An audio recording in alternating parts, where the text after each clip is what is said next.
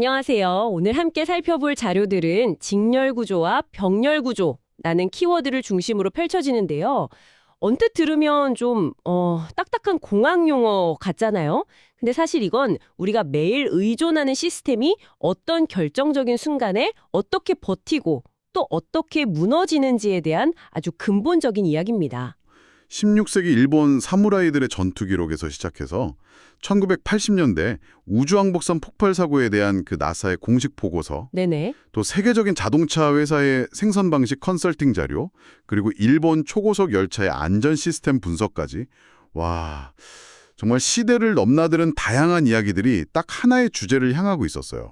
맞아요. 그래서 오늘 저희의 목표는 이 흥미로운 자료들을 하나씩 좀 뜯어보면서 이 두 가지 시스템 설계 방식이 도대체 무엇이고 그 작은 차이가 현실에서 얼마나 거대한 결과를 만들어내는지 좀 생생하게 느껴보는 겁니다. 네, 그리고 궁극적으로는 이 모든 이야기가 모빅 시스템이 왜 병렬 구조를 택했는지를 이해하는 열쇠가 될 겁니다. 그렇죠. 이게 단순히 기술의 문제를 넘어서는 이야기죠. 맞습니다. 어쩌면 실패를 대하는 우리의 태도에 관한 이야기일지도 모르겠네요. 자, 그럼 본격적으로 한번 들어가 볼까요? 네, 좋습니다. 우선 직렬 구조부터 시작해보죠. 아주 직관적인 비유가 있더라고요. 바로 쇠사슬. 아, 쇠사슬이요? 네, 수백 개의 고리가 다이아몬드처럼 단단해도 그중 딱 하나의 고리가 녹슨 쇠라면 그 사슬은 결국 녹슨 쇠의 강도밖에 안 되는 거잖아요. 하나가 끊어지면 전체가 무용지물이 되는 구조. 딱 와닿는 비유였어요. 그렇죠. 도미노랑도 똑같아요. 아, 도미노. 네, 첫 번째 블럭 하나만 툭 건드리면 아무리 많은 블록이 서 있어도 결국 다 쓰러지게 되잖아요. 평상시에는 모든 게 한 줄로 착착 연결되어 있으니까 이게 굉장히 명확하고 효율적으로 보여요. 네, 네. 하지만 바로 그게 함정이죠. 예상치 못한 충격이 가해졌을 때 그걸 흡수하거나 피해갈 두 번째 길이 전혀 없다는 것. 전문가들은 이걸 단일 실패 지점, 그러니까 싱글 포인트 오브 페일리어 문제라고 부릅니다. 단위의 실패 지점. 네, 말 그대로 땅 한 군데만 무너지면 모든 게 끝장나는 거죠. 그 단일 실패 지점의 약점이 정말 극적으로 드러난 역사적 사례로 오케하자마 전투 얘기를 안 할 수가 없어요. 아, 오케하자마 전투. 네, 무려 500년 전 이야기인데 2만 5천 명의 대군을 이끈 이마가와 요시모토와 고작 2, 3천 명의 병력을 가진 오다 노부나가가 맞붙은 전투였죠. 솔직히 처음 이 숫자를 봤을 땐 이게 싸움이 되나 싶었어요. 상식적으로는 그렇죠. 10배가 넘는 병력 차니까요. 하지만 오다 노부나가는 군대의 규모나 병사들의 칼숨씨를 본 게 아니라 이마가와 군대라는 거대한 시스템의 구조적 약점을 정확하게 꿰뚫어 본 겁니다. 시스템의 약점이요? 네, 겉보기엔 막강했지만 그 2만 5천 명의 지휘체계, 사기, 명령 전달 방식, 이 모든 것이 총대장인 이마가와 요시모토 당 한 사람에게 사슬처럼 연결된 아주 극단적인 직렬 구조였던 거죠. 아, 그러니까 군대 전체가 사실상 이마가와 요시모토라는 가장 약한 고리에 묶여 있었던 셈이네요. 어떻게 보면 강한 리더십이 오히려 약점이 될 수도 있다는 게 좀 흥미로운데요. 바로 그 지점입니다. 노부나가는 2만 5천 명 전체를 상대할 필요가 없다는 걸 알았어요. 그 사슬의 핵심 고리, 요시모토 한 면만 끊어내면 된다는 걸 간파한 거죠. 그래서 기습을 했군요. 네. 그래서 포구를 틈타서 소수의 정예 병력으로 본진만 기습 공격해서 요시모토의 목을 베는 데 성공합니다. 그 결과는 정말 드라마틱했죠. 네, 총대장이 죽었다는 소식이 퍼지자마자 아직 전투 한 번 제대로 치러보지 않은 2만 5천 대군이 말 그대로 순식간에 와해돼서 뿔뿔이 흩어져 버렸습니다. 싸워보지도 않고요. 네, 개별 병사들이 얼마나 용맹했는지는 아무 상관이 없었어요. 시스템의 뇌이자 심장이었던 핵심 고리 하나가 사라지자 거대한 몽 전체가 그냥 멈춰버린 겁니다.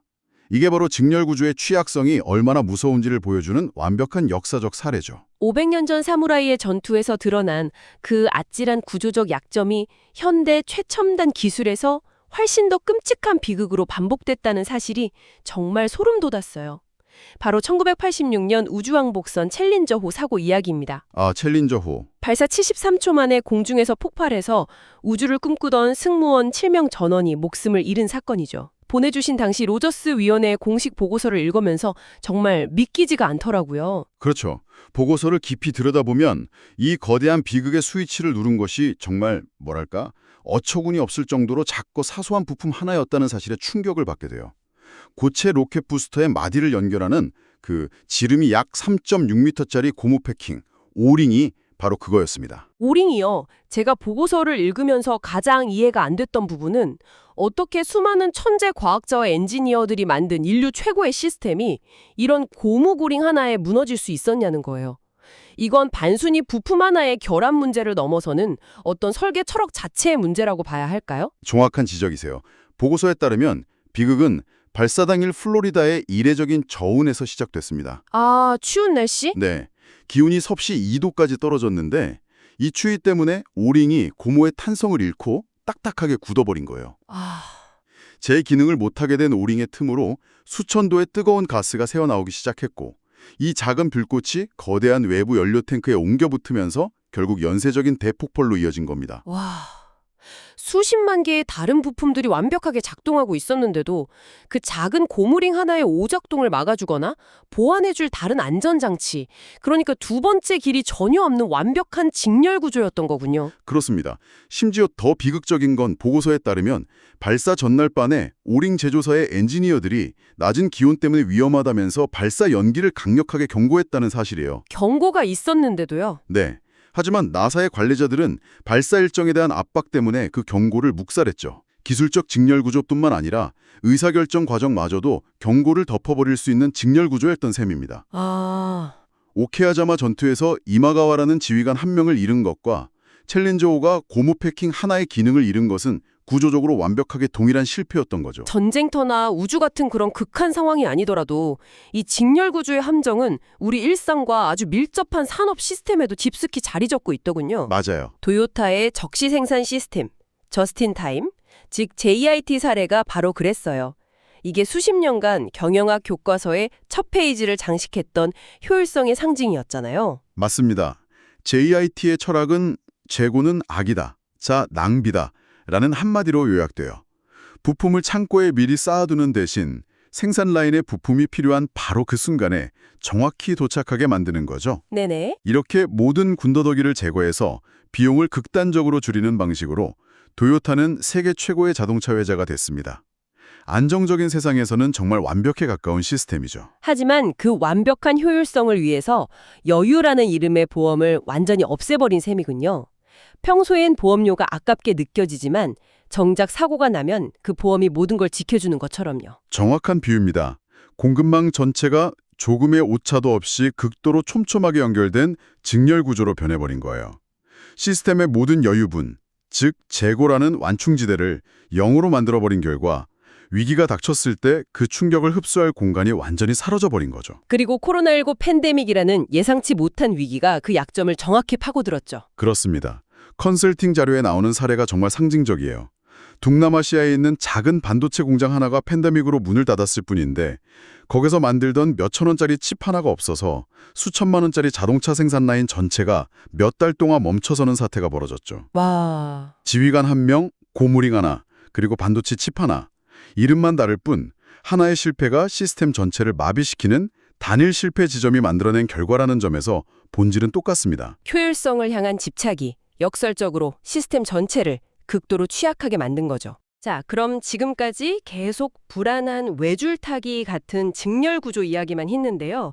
이제 이 문제의 대안으로 넘어가 보죠. 바로 병렬 구조입니다. 직렬 구조가 웻길이라면 병렬 구조는 여러 갈래의 길을 동시에 만들어두는 방식이라고 이해하면 될까요? 맞아요. 여기서 가장 중요한 건 철학의 근본적인 전환입니다. 직렬 구조가 실패 자체를 어떻게든 없애겠다는 완벽주의에 가깝다면 병렬 구조는 실패는 당연히 언제든 일어날 수 있다는 것을 인정하고 시작해요. 아, 전제 자체가 다르군요. 네, 실패가 발생하더라도 시스템 전체가 붕괴하지 않으면 된다는 훨씬 더 현실적인 접근 방식이죠. 실패를 박멸의 대상이 아니라 관리의 대상으로 보는 겁니다. 실패해도 괜찮은 시스템이라니 정말 매력적인데요. 이 철학을 가장 잘 보여주는 현실 세계의 사례로 일본의 신칸센을 꼽고 있더군요. 네, 신칸센. 수십 년간 수많은 사람들을 실어 나르면서도 대형 인명사고가 거의 없었던 비결이 바로 이 병렬 구조 설계의 승리라는 거죠. 네, 신칸센의 안전은 단순히 열차 기술이 뛰어나서가 아니에요. 신칸센은 모든 것을 통제하는 강력한 단일 중앙 제어 시스템, 그러니까 이마가와 요시모토 같은 존재에 의존하지 않습니다. 아, 대신 수많은 안전장치들이 각각 독립적으로 작동하면서 서로를 여러 겹으로 감시하고 보완하는 구조를 가지고 있죠. 좀 더 구체적으로 설명해 주실 수 있나요? 어떻게 독립적으로 움직인다는 거죠? 예를 들어 지진이 발생했다고 가정해보죠. 네. 선로 지변에 설치된 지진 감지 시스템은 중앙관제소의 허락을 받지 않아요. 지진을 감지하는 즉시 독립적으로 변전소에 신호를 보내서 해당 구간의 열차 전력을 끊어버립니다. 바로요. 네, 그럼 열차는 관성으로 달리다가 자체 제동 시스템에 의해 멈추게 되죠. 동시에 열차 간 거리 제어 시스템은 앞차가 멈춘 것을 감지하고 뒤차의 속도를 자동으로 줄입니다. 아, 이 모든 과정이 여러 시스템의 협조처럼 동시에 병렬적으로 일어나는 거예요. A 시스템이 혹시라도 고장나면 B와 C 시스템이 그 빈틈을 메워주는 거죠. 와, 정말 감탄이 나오네요. 하나의 슈퍼맨이 모든 걸 해결하는 게 아니라 각자의 역할을 하는 전문가 팀이 협력하는 느낌이에요. 그렇죠. 하나의 실패가 전체 시스템의 재앙으로 번지는 경로 자체가 원천적으로 차단되어 있군요. 실패를 제거해야 할 버그가 아니라 관리해야 할 변수로 본다는 인식이 전환이라는 말이 확 와닿습니다. 네, 이 실패를 다루는 철학, 그러니까 무너질 수 있음을 인정하고 여러 길을 만들어두는 이 방식이 결국 모빅이 왜 이런 설계를 택했는지를 설명해주고 있었던 거죠. 맞습니다. 모빅 시스템의 기술적 설계 자체가 병렬 구조를 근간으로 하고 있어요. 대표적인 예가 주기적으로 데이터를 백업하는 구조입니다. 아, 백업! 네, 이건 그냥 만약을 위한 보험 같은 게 아니에요. 만약 모빅 메인넷 시스템이 해킹 같은 최악의 상황에 직면할 수 있다는 것을 전제하는 겁니다. 네네. 그런 심각한 문제가 터졌을 때 시스템을 되돌릴 수 있는 명확한 복구 경로를 미리 마련해 둔 거죠. 주된 길이 무너졌을 때를 대비한 또 다른 길, 즉 전형적인 병렬 구조인 셈입니다. 병렬적 사고란 하나의 계획이나 방법 또는 하나의 사람에게 모든 것을 의존하지 말라는 태도의 문제입니다. 태도요? 네, 항상 여러 대안, 즉 플랜 B와 플랜 C를 만들어 두고 실패는 언제든 일어날 수 있다는 것을 염두에 두고 대비하라는 거죠. 예를 들어 모빅 생태계 안에서 어떤 중요한 프로젝트를 진행한다고 해볼게요. 직렬적 사고방식은 한 명의 천재 개발자에게 모든 걸 맡기는 거예요. 그 사람이 아프거나 떠나면 프로젝트는 그대로 멈추죠. 아, 그 개발자가 바로 이마가와 요시모토나 챌린저호의 오링이 되는 거군요. 정확합니다.